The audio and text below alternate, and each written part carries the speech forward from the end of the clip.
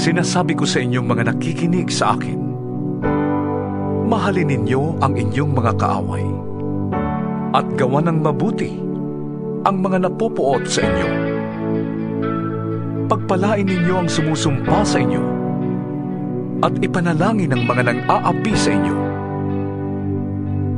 Kapag sinampal ka sa isang pisngi, iharap mo rin ang kabila.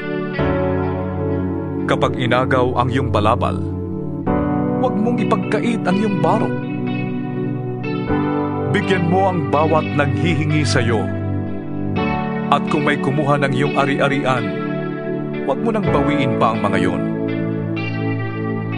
Gawin ninyo sa iba ang ibig ninyong gawin nila sa inyo. Kung ang nagmamahal lamang sa inyo ang inyong mamahalin, ano pang gantimpala ang inyong hihintayin? Ang mga makasalanan man ay marunong ding magmahal sa mga nagmamahal sa kanila.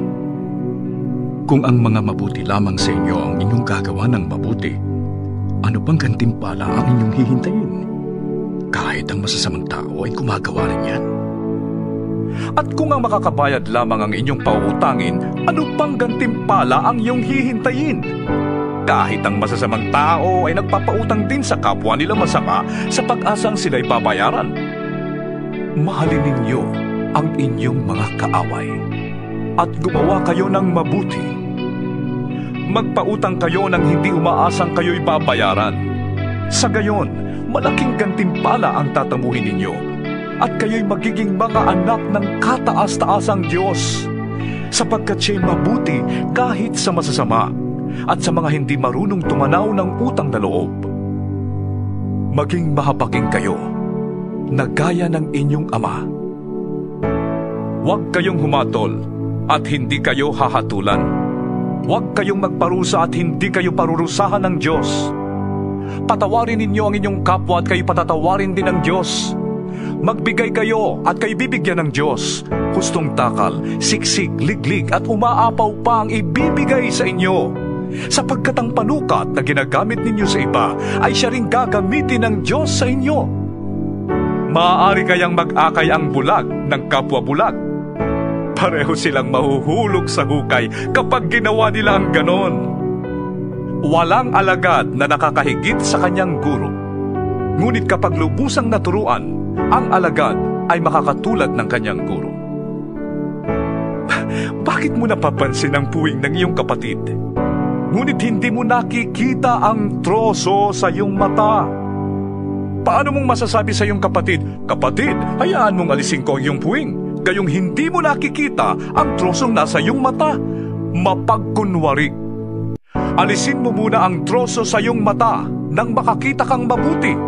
Sa gayon, maalis mo na ang puwing ng iyong kapatid. Walang mabuting punong kahoy ang namumunga ng masama, at wala ring masamang puno ang namumunga ng mabuti. Nakikilala ang bawat puno sa pamamagitan ng kanilang bunga, sapagkat hindi nakakapitas ng igos sa matitinik na halaman o ng ubas sa mga dawag. Ang mabuting tao ay naglalabas ng mabuti mula sa kanyang pusong sagana sa kabutihan, samantalang ang masamang tao naman ay naglalabas ng masama mula sa kanyang pusong tigib ng kasamaan. Sapagkat kung ano ang nag-uumapaw sa puso, ay siyang sinasabi ng labi. Bakit ninyo ko tinatawag ng Panginoon, Panginoon? Gayong hindi naman ninyo tinutupad ang sinasabi ko. Sasabihin ko sa inyo kung ano ang katulad ng taong lumalapit sa akin, nakikinig ng aking mga salita, at nagsasagawa ng mga ito.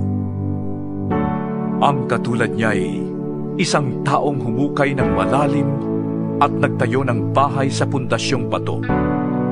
Nang bumaha at bumugso ang tubig sa bahay na yon, hindi na tinag ang bahay na itinayo, sapagkat matibay ang pagkakatayo nito.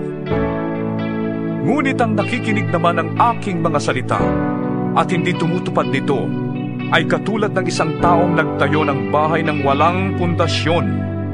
Nang bumaha at bumugso ang tubig sa bahay na yon, ito ay kaagad bumagsak at lubusang nawasak.